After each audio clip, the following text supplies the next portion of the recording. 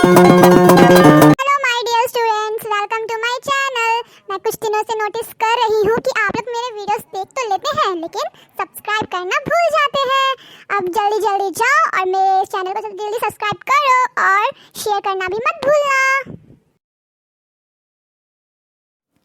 नमस्कार छात्रों class 7th के परीक्षा के लिए बहुत ही महत्वपूर्ण कुछ और प्रश्न। चलो शुरू करते हैं। तिनका पाठ के हैं। कवि पर किसने व्यंग्य किया? तिनका कविता जो है उसमें कवि पर किसने व्यंग्य किया था? कि मजाक किसने किया था? अकल ने। किसने किया था? अकल ने। कवि पर तिनका कविता में के कवि पर किसने व्यंग्य किया था? अकल ने। उसकी अकल ने। ओके। कवि शत की मुंडेर पर किस भाव में खड़ा था? किस भाव में खड़ा था? कौन से भाव में खड़ा था? कवि शत की मुंडेर पर घमंड से भरे हुए भाव में खड़ा था। भाव हम अपने अलग डिफरेंट टाइप्स ऑफ बिहेवियर होता है ना हमारा भाव। जो जैसे हम कभी एंग्री होते हैं, कभी लाफिंग, कभी मूड, अलग अलग मूड जो होते हैं हमारे, तो उसी को भाव कहते हैं हम हिंदी में। तो कवि जो था छत की मुंडेर पर घमंड से भरे हुए भाव में खड़ा था। कैसे खड़ा था? घमंड से भरा हुआ था। प्राउडी बोलते हैं ना, प्राउडी इंग्लिश में। तो उस भाव में खड़ा था। तिनके से कवि की क्या हालत हो गई थी? क्या हालत हो गई थी? तिनका जब आँख में चला गया तो उसकी कैसी हालत हुई थी? कैसी दशा हुई थी? एक तिनके ने कवि को बेचैन कर दिया था। वह तड़प उठा। थोड़ी देर में उसकी आंखें लाल हो गई, दुखने लगी। कवि की सारी ऐंठ अकड़ और अहंकार गायब हो गया। सारा उसका अहंकार भी चला गया और उसकी जो अकड़ थी वह भी सारी गायब हो गई। तिनका कविता से हमें क्या प्रेरणा मिलती है छात्रों? तिनका कविता से हमें क्या प्रेरणा मिलती है? आइए उत्तर के माध्यम से जानते हैं। तिनका कविता से ये प्रेरणा मिलती है कि मनुष्य को कभी अहंकार नहीं करना चाहिए। प्राउड नहीं करना चाहिए, अहंकार नहीं करना चाहिए। एक तिनका कवि के आँख में जाने के बाद उनका घमंड जो था चूर चूर हो गया। अतः अपने उपलब्धि पर अहंकार आ जाना सही नहीं है।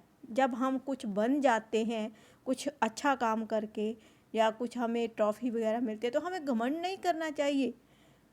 हमें सदैव घमंड करने से बचना चाहिए।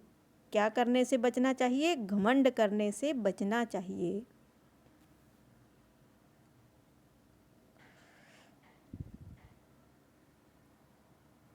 खान पान की संस्कृति में बड़ा बदलाव कब से आया?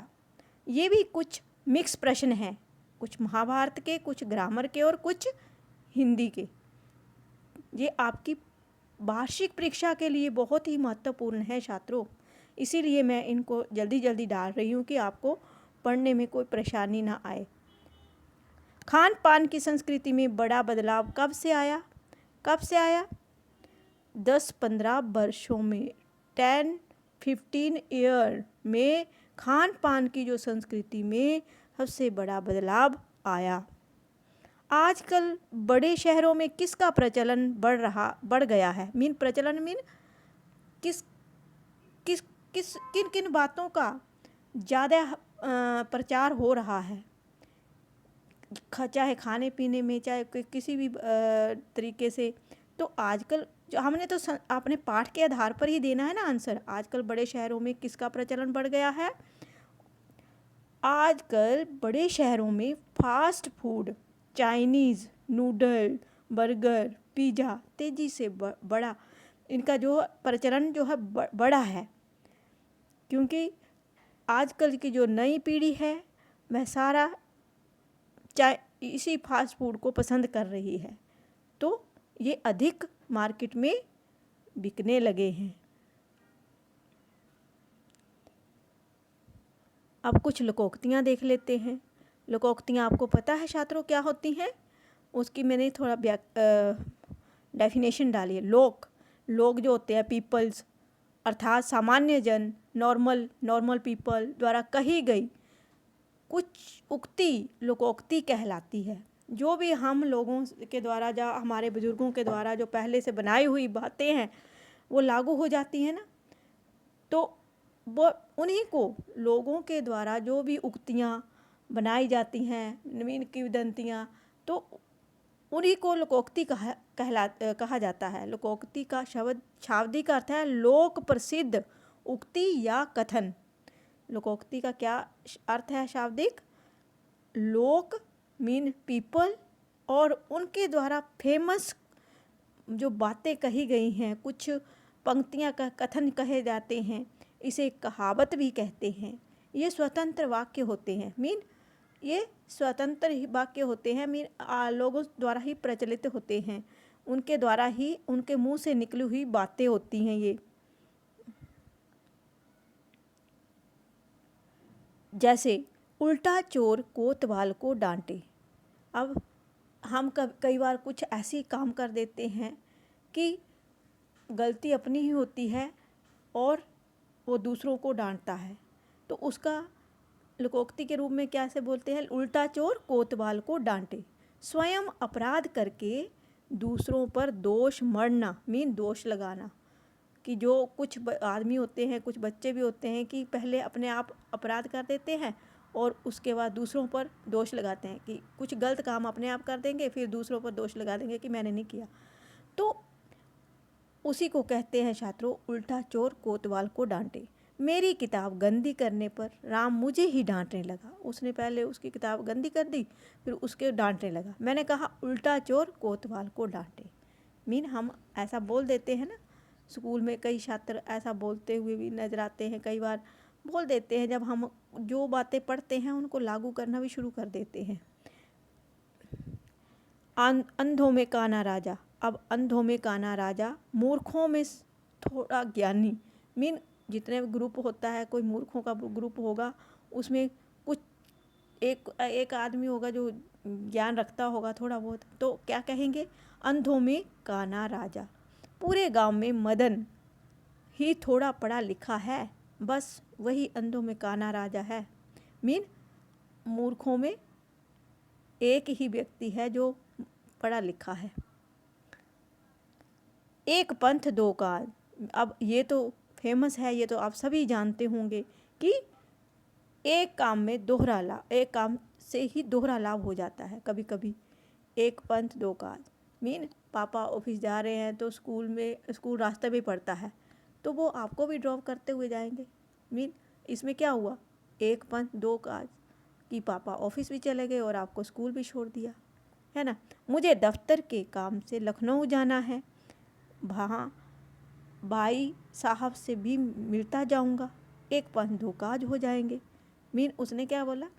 कैसे ये सेंटेंस बनाना है कि हमें लोकोक्ति यूज़ करनी है। उसका अर्थ तो हमने अपने माइंड में ही सब सोचना है।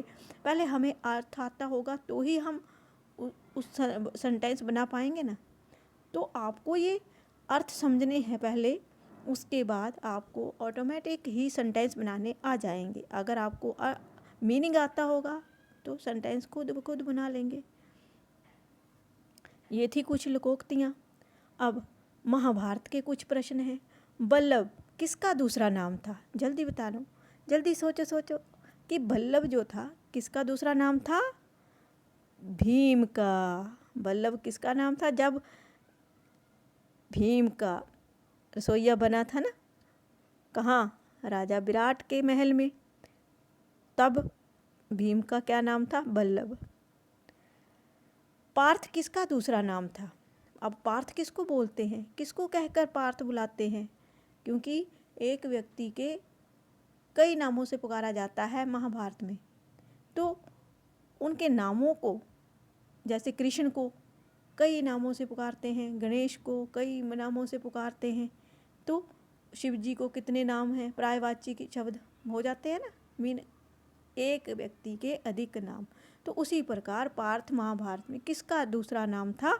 अर्जुन का। अर्जुन को क्या कहते थे? पार्थ।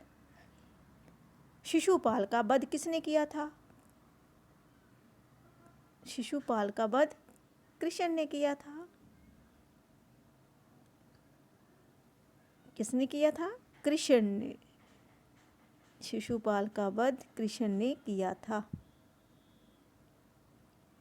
भीम के पुत्र घटोत्कच। अब घटोत्कच किसका पुत्र था? भीम का। वो किसने मारा था? भीम के पुत्र घटोत्कच को किसने मारा था? कर्ण ने। विराट के महल में कंक किसका नाम था? किसका नाम था कंक? ये तो सब जानते होंगे, युधिष्ठिर का। तो ये थे कुछ महाभारत के प्रश्न। अब ग्रामर के कुछ प्रश्न डाले हैं मैंने ग्रामर के, तो देखते हैं कि क्या है। ये है व्याकरण। मैं राम, आगे ब्लैंक्स है छात्रों, पढ़ाती हूँ। इसमें कर्म कारक का यूज़ होना है, तो क्या आएगा? मैं राम को पढ़ाती हूँ। को मीन कौन सा कारक यूज़ हुआ? कर्म कारक। बिल्ली मेज पर बैठी है, तो कौन सा कारक यूज़ हुआ? अधिकरण कारक। अधिकरण कारक का कौन सा चिन्ह है? पर। बिल्ली मेज पर बैठी है। मोहन ब्लैंक्स ही आएगा। कालवाचक क्रिया लगानी है। क्या लगानी है? जल्दी। मोहन क्या? आप आज ही आएगा। कालवाचक आज, कल, परसों। ये क्या है? कौन सी क्रिया है? विशेषण है आज। कालवाचक क्रिया विशेषण। आज क्या है? कालवाचक क्रिया विशेषण। 2 लीटर दूध से खीर बनाई। इसमें कौन सा विशेषण हो गया? निश्चित परिमाण वाचक विशेषण। तो ये थे कुछ व्याकरण के प्रश्न। आशा करती हूँ कि आपको परीक्षा के लिए ये महत्वपूर्ण होंगे। Thanks for watching. मिलते हैं नेक्स्ट वीडियो में। अरे बच्चों, जिन्होंने मेरे चैनल को अभी तक सब्सक्राइब नहीं किया है, मेरे चैनल को सब्सक्राइब कर दें ताकि आपको मेरे आने वाले वीडियो का नया नोटिफिकेशन मिल सके। लाइक और शेयर भी जरूर कर देना।